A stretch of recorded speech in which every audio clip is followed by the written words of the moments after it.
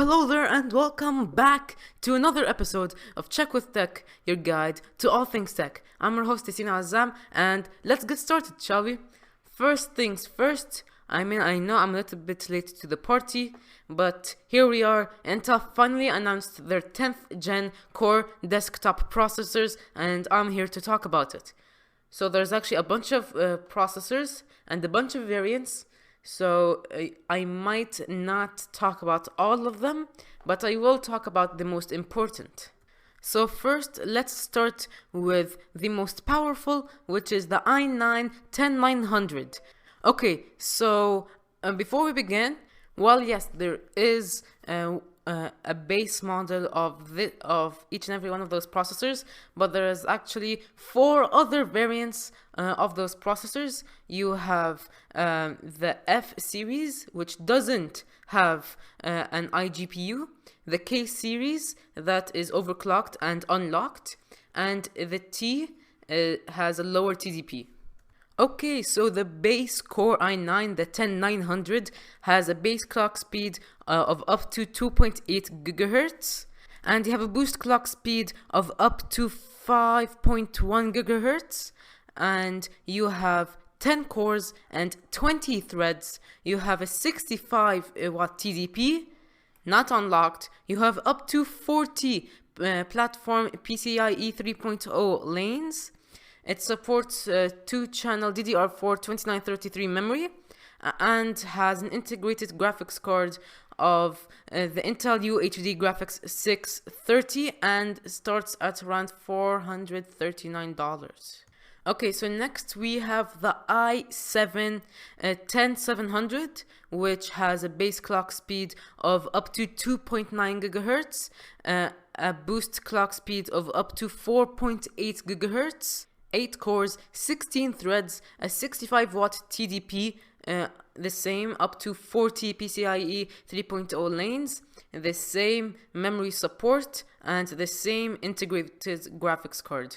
For the Core i5-10600, you have a base clock speed of up to 3.3 GHz, a boost clock speed of up to 4.8 GHz. You have 6 cores, 12 threads, again a 65 watt TDP, the same 40 PCIe 3.0 lanes, the same memory support, the same integrated graphics, and starts at $213. And now for the second i5 variant, the Core i5-10500 has a base clock speed of up to 3.1 GHz, a boost clock speed of up to 4.5 GHz, 6 cores, 12 threads, same DDP, same PCIe 3.0 lanes, same memory support, same integrated graphics. And for the last variant of the i5, the 10400, you have a base clock speed of up to 2.9 GHz, a boost clock speed of up to 4.3 GHz, 6 cores, 12 threads, 65 watt TDP, up to 40 PCIe 3.0 lanes. You have the same memory support and the same integrated graphics card. So it's almost exactly the same, but the only difference is the base and the boost clock speed. And now we'll get to the budget section of this lineup. First, let's get started with the i3-10320. It has a base clock speed of up to 3.8 GHz, a boost clock speed of up to 4.6 GHz, 4 cores, 8 threads, same 65 watt TDP, same PCIe 3.0 lanes, same memory support, and starts at $154. And now the second version, the i3-10300, has a base clock speed of up to 3.7 GHz, a boost clock speed of up to 4.4 GHz, 4 cores, 8 threads, same TDP, same everything.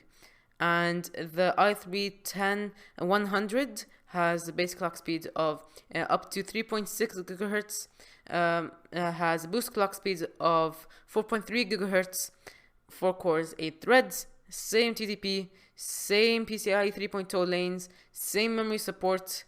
So bottom line, it's It's an upgrade, but not as big as an upgrade as some of us hoped. I mean, I thought that Intel was going to pack some serious punch into these processors, but apparently, on paper, it's almost the same as last year and last year's version. Yeah, which reminds me, speaking of last year's version, if you want to use the new 10th gen processors on the same motherboard as the old versions, you can't. These new CPUs are designed with an LGA 1200 socket in mind, and last year's version was the LGA 1151, so you have to upgrade to a new motherboard. And I did notice that the new CPUs support DDR4 2933, but it's still slower compared to the Ryzen 3000 series, which supports DDR4 3200 memory. I mean, yes, even the 2020 refreshes of Intel's CPUs are still slower in memory compared to last year's AMD's CPUs, which is weird, but then again, we're already used to that. I mean, till now, I'm still waiting for a serious product to be considered as a competitor against the other companies AMD, but it's still shocking how fast it took AMD to take control of the performance throne. Speaking of small but noticeable upgrades on products, Apple just announced a refresh of the 13-inch MacBook Pro. And what's new about it? Little, but still significant. It has the same 13.3-inch Retina display. It has the same port layout for Thunderbolt 3 ports and USB ports and headphone jack. And starts at $12.99. So what's different? Well, the 13-inch MacBook Pro starts with an 8th gen Core i7, which you can upgrade to a 10th gen. Of course, those processors are quad cores by default and 1.7 gigahertz. But that 1.7 gigahertz can be upgraded to 2.3 gigahertz. It does start with 8 gigs of RAM and 256 of storage, but it can go all the way up to 32 gigabytes of memory and 4 terabytes of storage. Wow, that is a lot. And the most significant upgrade to the 30-inch MacBook Pro, the death of the butterfly switch. It has been a long time since it was announced, but there we are. Finally, the butterfly switch style keyboard is gone. I mean, I don't think we'll probably ever see it again. And yes, and with that, you have a physical escape button. So if you were really sick at the touch bar because it took control of the escape button, then yeah, it's back. But the most important thing is that so far the Magic Keyboard really is in the way to go for Apple and their new MacBooks. And I don't think we'll ever see the butterfly switch again for some time. I mean, I think that there is a possibility that it will come back with some improvements, but not at this year at least. But yeah, other than that, it's just some little bumps of upgrades to which is already a good laptop. And now we'll get to the tiny topics, but don't worry, there is another episode which is coming out at the same time as this episode, and at that episode I'll talk about the new Microsoft Surface devices, but I won't spoil anything for now. So let's just go ahead to the tiny topics. First, Valve is removing support for Steam VR on Macs. Yes. Samsung's Galaxy Book Flex is now available in the United States. Samsung delays the monthly Galaxy updates on the S8 phones from monthly to quarterly releases. Microsoft changed the target of Windows 10X as more of a Chrome OS competitor. Beware OnePlus 8 cases, as the Verizon version of the OnePlus 8 can't fit in regular OnePlus 8 cases, so you have to be careful. Google's wireless controller for Google Stadia can now work wirelessly on your computer. But anyways, let's get right into the headline of this week in general, which is Microsoft's refresh of their Surface devices. Now, what did they exactly upgrade? Well, they just announced the Surface Book 3, the Surface Go 2, which has been a long time coming, the Surface earbuds, and the Surface headphones 2. So first off, let's begin with the Surface Book 3. Now, it still has the 13.5 inch and 15 inch variants as the last generation, and there has been some spec bumps.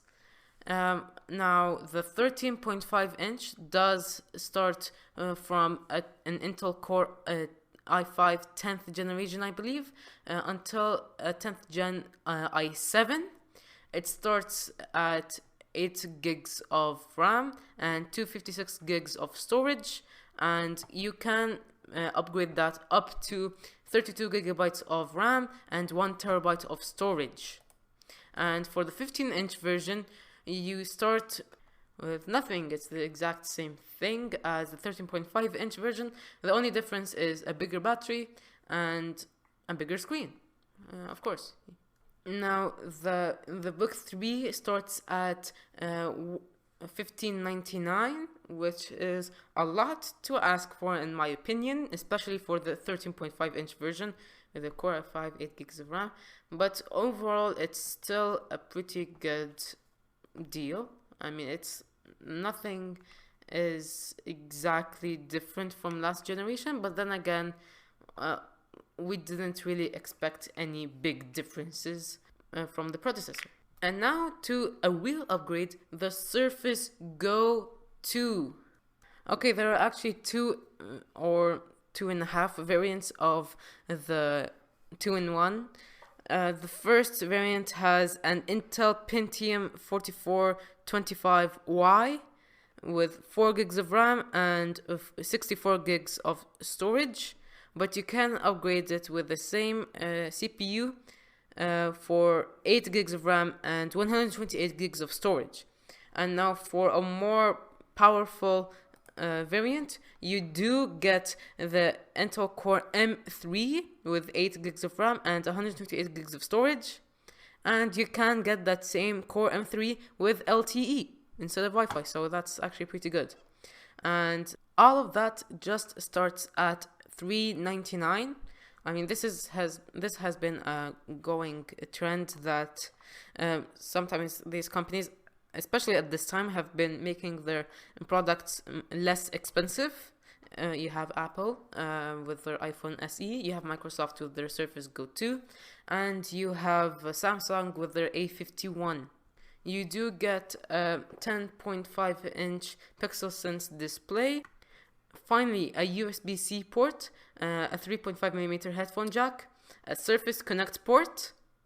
Okay, I personally have no problem with that because I do know people who use it and are satisfied with it. You do have the cover port, which, fun fact, is still supported with the predecessor of the Surface Go 2. So if you do have the old version, you can use the same keyboard on the Surface Go 2, so you don't have to waste another $200. And that's pretty much it for the Surface Go 2. I mean, it's still a cute laptop to look at, and it's cheap. It's really cheap, and I think it's worth it, especially at this price. I mean, if you're on a tight budget, I would recommend this laptop. Okay, so now let's get to the Surface earbuds, which has been a long time coming, but it's finally available for release now. But here we are, it's finally available, and they start at $199, which is actually cheaper than the intended price, which was supposed to be $249, which is a little bit extreme, especially since this is the first time they release their own wireless earbuds. But here we are. They do have their own custom designed 13.6mm drivers with what they call Surface Omnisonic sound tuning. We're not exactly sure how that will work out, but they did say that this feature was inspired by concerts. Okay, till now I'm pretty confused and lost, so I have to get it and use it personally for me to understand what Surface Omnisonic is. You can use it on Microsoft Office. I mean, you can use it to advance PowerPoint slides, and that's it for really using it for Microsoft Office. I mean, the rest are just gimmicks, to be honest. And I think that was intended. Okay. You can listen, reply, and delete emails on Outlook's iOS app without even opening your phone. You can get live captions and subtitles on screen if you're hosting a presentation. And the translation supports more than 60 languages. You can get up to 8 hours of continuous listening with a single full charge and 24 hours of usage with the case. Microsoft said that it will only take 10 minutes for the earbuds to fully recharge from the case. And now for the Surface Headphones 2. One of the upgrades is that on the ear cups, there is a dial that helps you select one of the 13 levels of ANC, active noise cancellation. The headphones themselves have a 40mm free edge drivers, which honestly I have no idea what free edge is. But you can tap the sides of the headphones to control the audio, just like the wireless earbuds. And the battery life gets an upgrade. From 15 hours on the headphones, you can use up to 20 hours of usage on the Surface Headphones 2, and that's when you're using active noise cancellation. So if you just turned it off, it would last a lot longer. But I would still use active noise cancellation regardless of the battery life. So with the announcement of these devices, Microsoft also challenged us, specifically the hackers in our group. So last year, Microsoft designed their own custom version of Linux OS for Azure Sphere OS, which is specifically for security and sandbox purposes. And Microsoft now gives the opportunity for you, the listener, 3 months to hack and infiltrate Azure Sphere OS. And the reward is going to be $100,000. But for that to actually count, you have to breach either the Pluton security subsystem or the Secure World Sandbox. If you breach at least one of these two, you have $100,000 on your bank account, and it's going to start from June 1st all the way until August 31st. Congratulations to Nintendo for selling more Switches than the N64 and the GameCube combined. Google is slowly but surely starting to require two-factor authentication for whoever is using Nest devices. Google Drive finally adds Face ID and Touch ID protection on iPhones and iPads.